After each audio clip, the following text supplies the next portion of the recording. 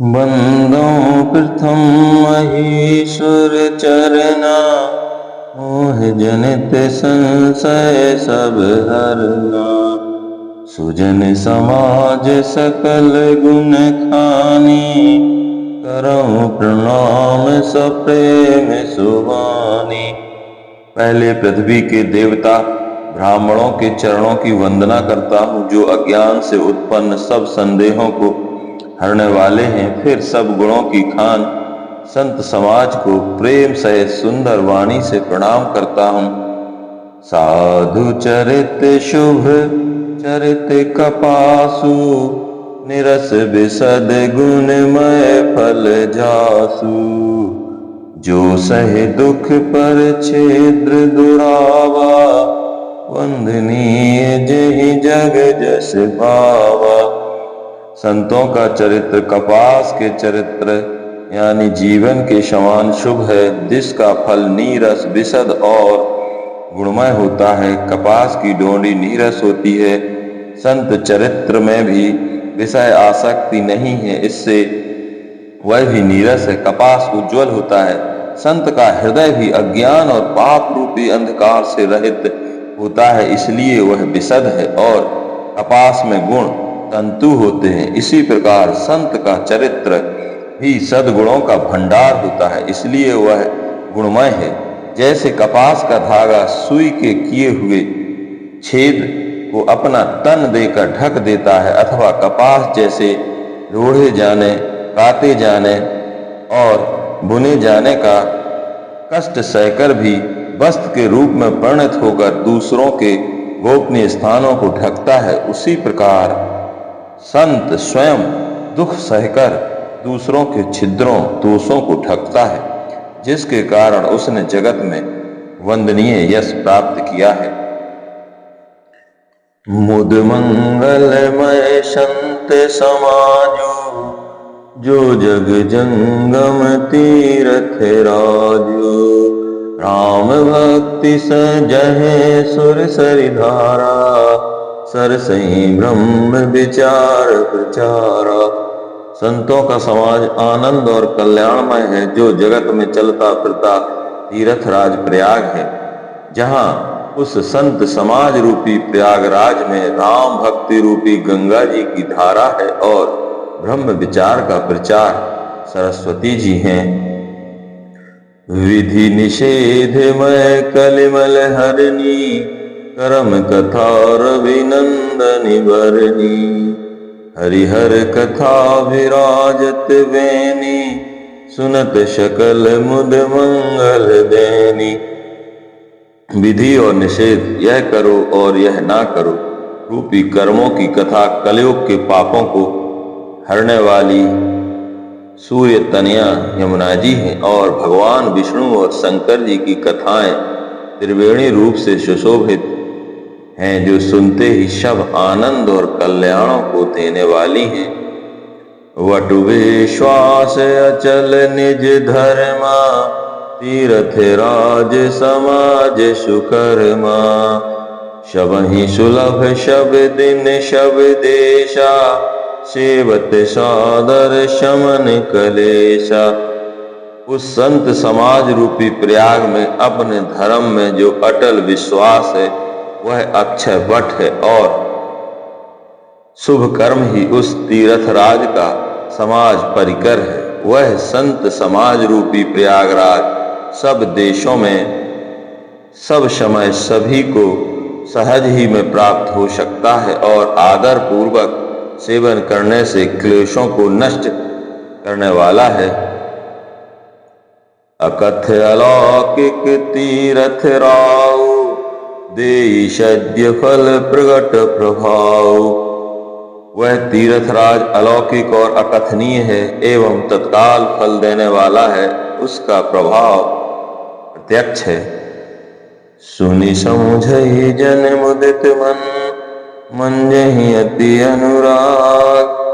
लहै चारि फल अछत तन, साधु समाज प्रयाग। जो मनुष्य इस संत समाज रूपी तीर्थराज का प्रभाव प्रसन्न मन से सुनते और समझते हैं और फिर अत्यंत प्रेम पूर्वक इसमें गोते लगाते हैं, वे इस शरीर के रहते ही धर्म, अर्थ, काम, मोक्ष चारों फल पा जाते हैं। मंजन फल पेखें तत्काला, काक होए पिक बकौ मराला। सुनिया चिरज करें जन कोई, सतसंगति महिमा नहीं गोई। इस तीर्थ राज में स्नान का फल तत्काल ऐसा देखने में आता है कि कौए कोयल बन जाते हैं और बगुले हंस। यह सुनकर कोई आश्चर्य ना करे, क्योंकि सत्संग की महिमा छिपी नहीं है। वाल्मीकि नारद घट जोनी, निज निज मुखन कही निज होनी। हलचर जलचर थलचर नभचर नाना, जे जड़ चेतन जीव जहाना। वाल्मीकि जी, नारद जी और अगस्त जी ने अपने अपने मुखों से अपनी होनी जीवन का वृतांत कही है। जल में रहने वाले, जमीन पर चलने वाले और आकाश में विचरने वाले नाना प्रकार के जड़ चेतन जितने जीव इस जगत में हैं, मति की रत गति भूति भलाई, जब जेह जतन जहाँ जे पाए। सो जानब सतसंग प्रभाव, लोकहु वेद नान उपाऊ। उनमें से जिसने जिस समय जहाँ कहीं भी जिस किसी यत्न से बुद्धि, कीर्ति, सदगति, विभूति, ऐश्वर्य और भलाई पाई है, सो सब सत्संग का ही प्रभाव समझना चाहिए। वेदों में और लोक में इनकी प्राप्ति का दूसरा कोई उपाय नहीं है। विनु सत्संग विवेक न होई, राम कृपा विनु सुलभ न सोई। सत्संगत मुद मंगल मूला, सोई फल सिद्धि शभ साधन फूला। सत्संग के बिना विवेक नहीं होता और श्री राम जी की कृपा के बिना वह सत्संग सहज में मिलता नहीं। सत्संगति आनंद और कल्याण की जड़ है। सत्संग की सिद्धि प्राप्ति ही फल है और शब्द साधन तो मूल है। सठ सुध रही सत्संगति पाई, पारस परस कुधात सुहाई। विधिवश सुजन सुसंगत परहि, फनि मनि सम निज गुण अनुसरहि।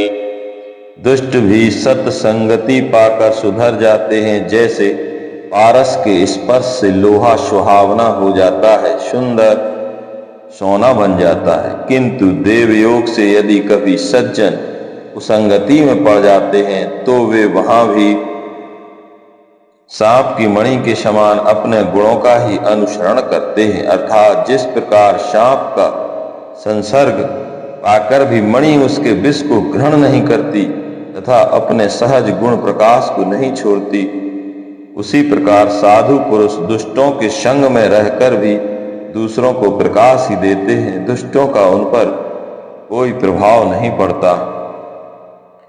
विधि हरिहर कवि कोविद वाणी, कहत साधु महिमा सकुचानी। सो मोशन कही जात न कैसे, साक बनिक मन गुण गण जैसे। ब्रह्मा, विष्णु, शिव, कवि और पंडितों की वाणी भी संत महिमा का वर्णन करने में सकुचाती है। वह मुझसे किस प्रकार नहीं कही जाती, जैसे साग तरकारी बेचने वाले से मणियों के गुण समूह नहीं कहे जा सकते। वंदम संत समान चित, हित अनहित नहीं कोई।